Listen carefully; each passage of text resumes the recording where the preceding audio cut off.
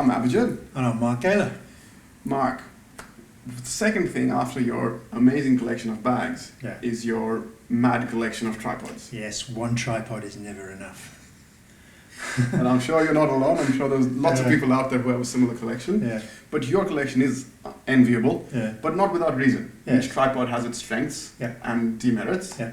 And probably a good place to start off is kind of the old faithful geared tripod head, which is typically what we used to use when we were using heavy DSLR systems. Yeah, look, I taught at universities for quite a long time, and obviously the standard piece of kit that was on the equipment list for students was this Manfrotto 190 tripod.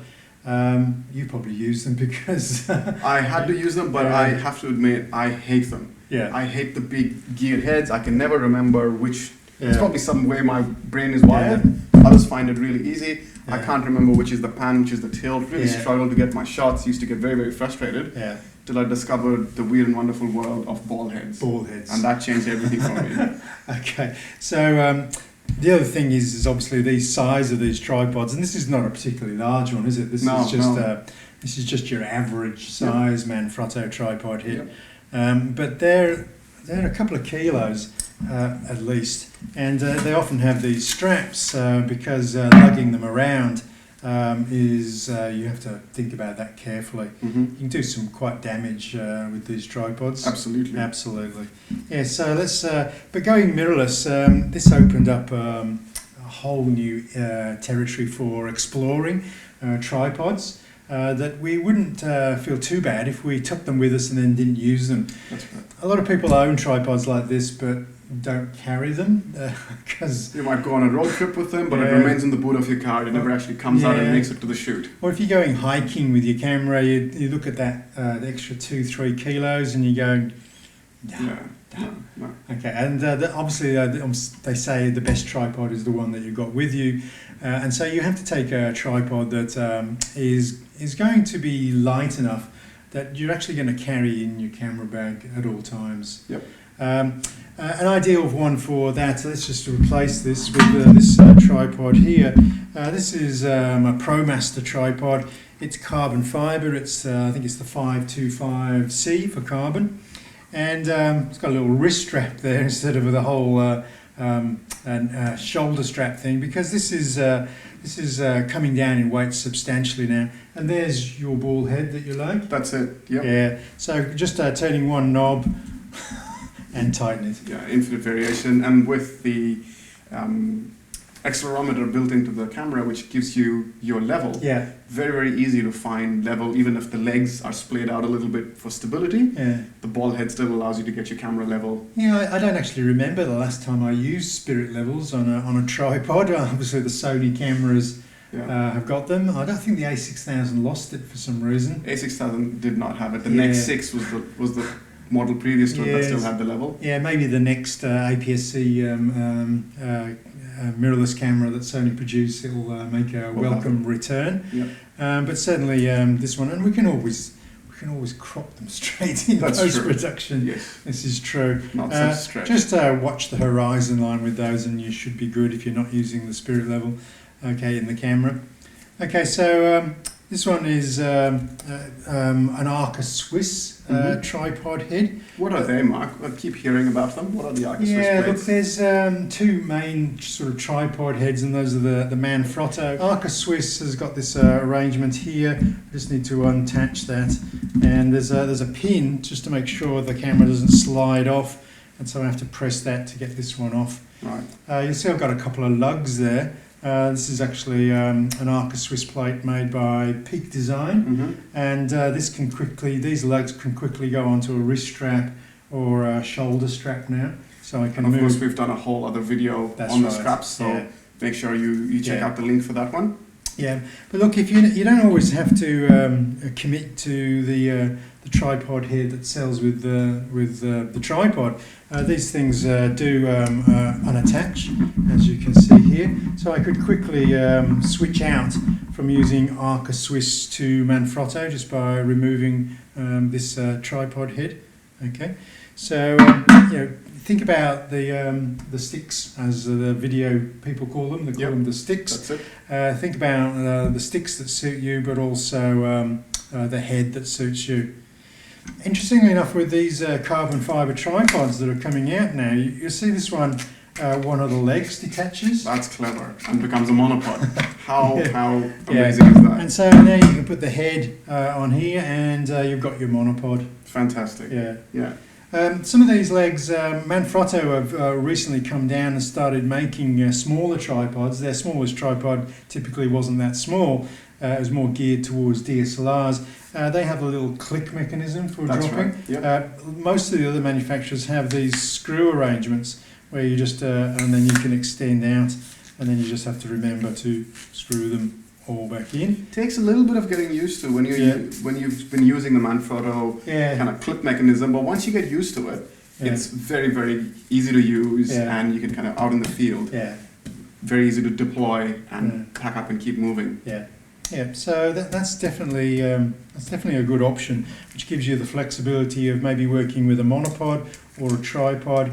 And so that is something that... Definitely a great option for hikers or people who go bushwalking. Yeah, small enough to fit in maybe a large backpack. Sure. Or a lot of the backpacks have straps that, so you don't have to put it inside the bag, they're just strapped to the outside. back of the pack. Yep. Okay, I want to show you another option, as I said, and as you know, one tripod is never enough. Yep. So let's take a look at another option I've got here.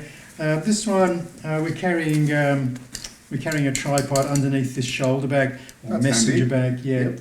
So, because one of the things about coming into mirrorless systems is obviously reducing weight, and now we've got a strap that doesn't fit in the bag, but it fits underneath. This is, what is this bag? That'll be a low pro. It'll be a low pro. A slightly smaller version of that. Okay, I've lost the badge off mine, so I've instantly forgotten what sort of bag it is. This one's quite nice because if you're carrying a little bit of weight, you've got the waist strap there. For the back. Okay, and a quick release mechanism will show you this tripod.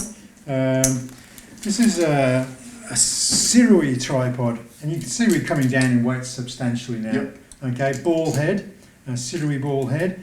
This one doesn't go super high, but it's considerably lighter than the ProMaster or whatever. The ProMaster, Yeah. So whatever we're looking at, and this one with the head comes down under 1 kilo. Wow, it's perfect. You take it into your carry-on. Yeah. So that's this one. If you're trying to factor in a tripod in 7 kilos, we've done a video on that one as well. Okay. So this one, when you factor in, this is one of my 7, then you certainly probably wouldn't want any heavier to go into travel on luggage. Perfect. Okay. Yep. So do you think that's enough tripods? I have this sneaking suspicion you might have 1 or 2 more. Okay, so let's go down.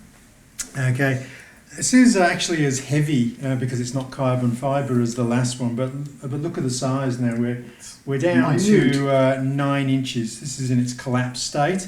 The legs will come out.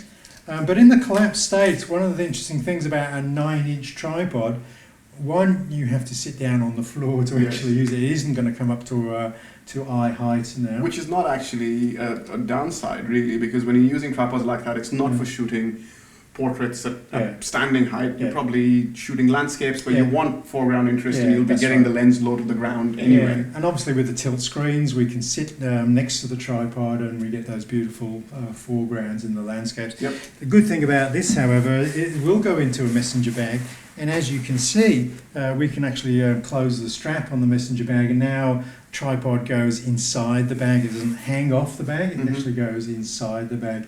So certainly these 9-inch tripods, this is the one that I always travel with. If I can't be asked to travel with something heavier, I'll go down to this size. Let's just collapse that. And this is the working height that I typically work with this tripod, okay, which is down quite low. And if you wanted to indeed shoot a group photograph or take portraits, you can always put that onto a surface like a table or a mantelpiece and still get that height while you're traveling. That's right. And there will be those who will dismiss that and go, that's a joke, how can that be considered as a serious tripod? But bearing in mind that we're not using this with a 7200 lens and a massive DSLR, this is ideal when you're traveling and you have those weight restrictions to factor into the equation. That's right. And now you see that there are legs here, but this is not to get it up to any... that's it. Yeah. Okay, that is just for levelling on an uneven ground. Yep. Now, some people who will be travelling will go and look at other options, especially to try and grip onto things. Some people will be attracted to these. Yes. Do you own one of these? I have one of them. The idea of the GorillaPod, and that's what you're holding in your hand by Joby. Yeah. I love the idea of it. Yeah. I love how it's sold and the concept of it, and I want to love it. Yeah. And I've tried using it so many times. Yeah. Epic fail. Epic fail, yes. These are, you see the pictures, they try and wrap them around tree branches and things, and as I'm walking away from the camera and I see the camera just slipping gradually, they're going to make a dash to try and grab it before it gets smashed to smithereens. And no, doesn't quite work. Probably the only thing I've found it to be remotely useful for has been like an action cam type setup, a GoPro or Sony action cam. It can support the weight, you can prop it up, and because it's so easy to deploy, you just kind of mangle it into shape. You know, you kind of just kind of drop it and not worry about it too much. But if you're doing any kind of thoughtful, considered shooting and you care remotely about the equipment that you're putting on the GorillaPod, look, they are super light.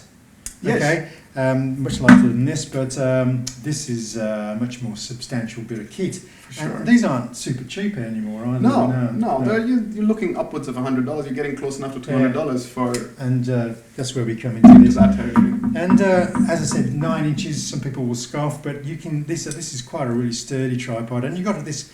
A lot of the lighter tripods will have these hooks from the center column. This is so you can hang a little weight on it. Put a little weight on it. And realistically, Mark, when you're that close to the ground, what could you honestly hope to hang off it? Not much. Not a lot. I suppose it makes more sense on these tripods where you can probably hang your camera bag. But yes, you'd have to manufacture something heavy to actually hang off that at such a low height. Forgot the monopod. Forgot the monopod, yeah. The monopod is a great kind of in-between, isn't it? Like the screw-off leg that we looked at for the tripod before. When you want the benefit of stability, you're not really confident of hand-holding the camera and getting a sharp image, but you don't want the overhead of lugging a tripod. Yeah. Look, it's worth talking about this one, of course. This was one of those impulse purchases. I was in a camera store and you see that it's a monopod. That's freestanding. It's freestanding. That's unusual. And I've done video clips where I actually trust this. Yeah. There's an adjustment on the ball below that gives you the right tension that you're looking for, and you've got that flexibility to actually move this around on that ball head. Okay, look, it's not going to be like a fluid head. Yeah. It's not a fluid head. It's not. It's a ball head. Yes. But for people who don't want to put the extra funds into a fluid head, this is a great option. It is. Look, if you're shooting mainly stills and a little bit of video, or you just want that little bit of flexibility, you're finding you're getting more shaky cam than steady cam in your video shoots, this will help you bridge that gap and get that little bit more stability, that sharpness back into your shots. Yeah. Especially if you like shooting freestyle. You know, perhaps you don't want to go through the rigor and rigmarole of setting up a tripod and miss the shot. This could be a parent that's shooting children at a sports situation or on the playground.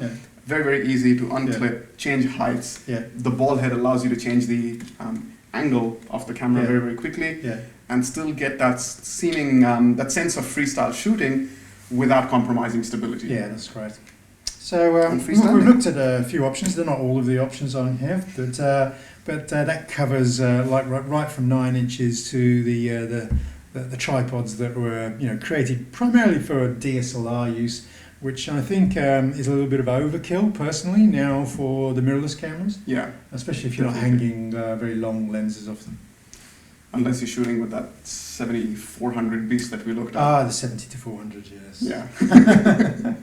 That monopod wouldn't cut it then. Yeah, okay. Some people will actually use monopods. That's true, and screw it directly into the lens itself. Yeah, screw it directly into the lens, and if you're on safari, it's just somewhere to take the pressure off your arms, holding up. You may be using a non-Sony lens like a 600 zoom or something, which is very popular for shooting lions on the savannas in Africa. And definitely a very common sight at sporting venues.